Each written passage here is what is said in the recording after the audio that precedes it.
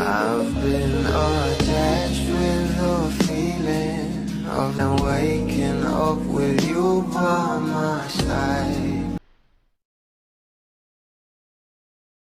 Talagang pinag-uusapan na nga ngayon sa social media ang bawat larawan kung saan spotted nga itong ating Donnie Pangilinan na nag-rides nga kasama si Kyle Echari.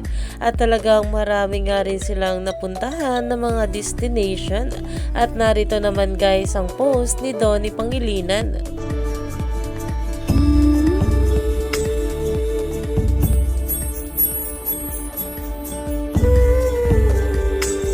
Ayon pa nga guys sa Mabula, Donnie is in Sagada with Kyle, Timo, and some of their other friends. So nice to see him back to bonding with friends and cousins.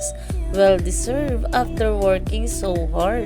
Umagaw pansin na rin nga guys ang new look ng ating Donnie Pangilinan na kung saan ay talaga namang meron na naman itong bigote na alam naman natin na kapag nga LDR itong ating couple ay for the pahaba nga rin itong ating Donnie Pangilinan.